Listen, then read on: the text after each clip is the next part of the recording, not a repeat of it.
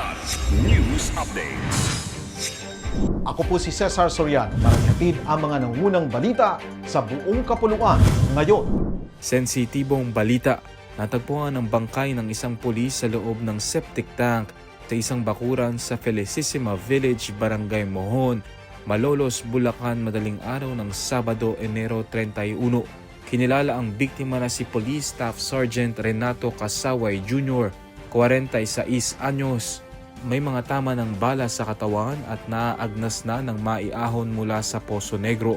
Huling nakitang buhay si Casaway noong Enero 24, mismong araw ng kanyang kaarawan, matapos umanong magpaalam sa asawa na pupunta sa Malolos sakay ng motorsiklo.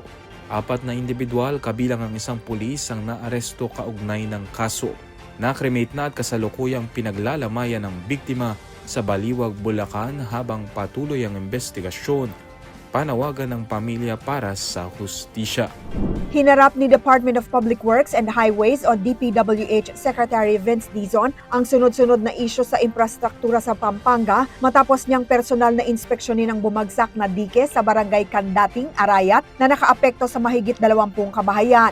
Kinwestiyon niya ang pagsasabi sa insidente bilang act of God at iginiit na may indikasyon ng kakulangan sa disenyo, datos sa lupa at tubig at pagsusuri ng daloy ng agos. Kasunod nito, agad niyang sinuspindi ang 3 opisyal ng DPWH Pampanga 2nd District Engineering Office dahil sa ulat ng umano'y pangingikil ng hanggang 8% commission sa mga proyekto. Sinuri rin ni Dizon ang putol na Santa Ines at Lubola Bypass Road na konektado sa NLEX Santa Ines Exit, gayon din ang halos 3 taong naantalang Santo Cristo Flyover sa Angeles City na ngayon ay inutusan niyang pondohan ng buo para matapos sa takdang panahon.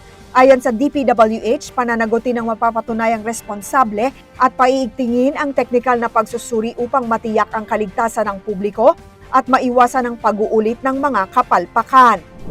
Mabilis na kumilos ang Philippine Coast Guard o PCG matapos makatanggap ng distress call mula sa isang pampasaherong bangka sa karagatang sakop ng Basilan sa gitna ng nagpapatuloy na search and rescue operations para sa MV Tricia Kirsten 3. Ayon sa PCG, nagkaroon ng steering o rudder failure ang MLAS Express 2 bandang madaling araw ng Pebrero 2 habang naglalayag malapit sa Pangasahan Island, lula ng 210 na pasahero at 15 crew.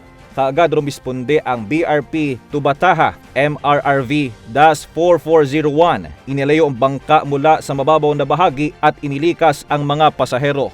Mahigit kalahati ang inilipat sa rescue vessel habang ang iba ay nanatili sa bangka kasama ang crew.